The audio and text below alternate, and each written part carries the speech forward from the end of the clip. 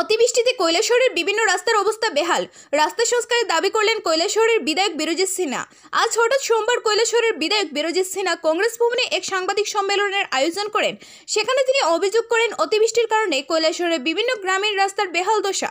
সাধারণ মানুষ ও স্কুল ছাত্রছাত্রীরা ওই সমস্ত রাস্তা দিয়ে চলাফেরা করতে পারছেন না।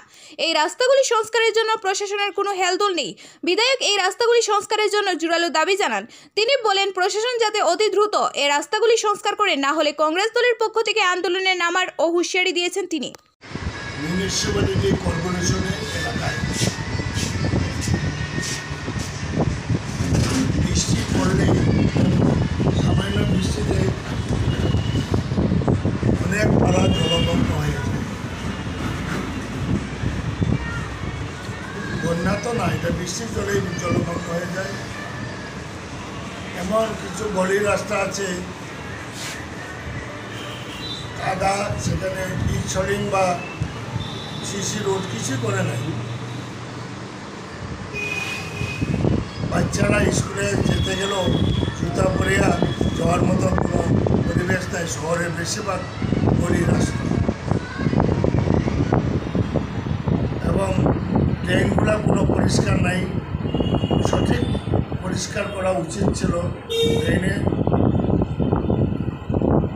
আগে তো এত জল হইতো না, বৃষ্টির জলে মানুষের ঘরে জল উঠত না।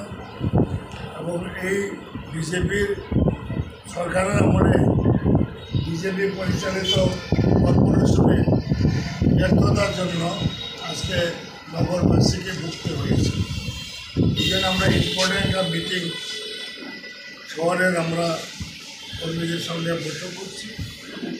আমরা কোন কোন পাড়ায় জলমগ্ন, কোন পাড়ার গলি রাস্তা খারাপ ইত্যাদি আমরা লিপিবদ্ধ করে আমরা এসডিএমের সঙ্গে আমরা এসডিএম একদিকে মহকুমা শাসক একাধারে মিউনিসিপ্যালিটি কর্পোরেশনের ওনার কাছে ধার করব। এরপরেও যদি না করে, তো আমরা রাজনৈতিক পার্টি দায়িত্বশীল বিরোধী দল আমরা তো বসে থাকছি না,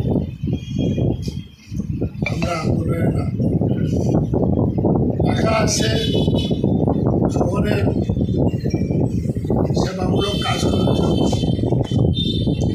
টাকাটা সঠিকভাবে তৈরি করছে, এটাই একদম ধরে দাঁড়িয়েছে। স্ট্রিট লাইট বেশিরভাগ টাকাতে নষ্ট হয়ে গেছে। ডেমোনেশনের পরে যদি সুরা না হয়, কৈলাসহর টাউনে গেলে আমরা 12 ঘন্টার পর থেকে আমরা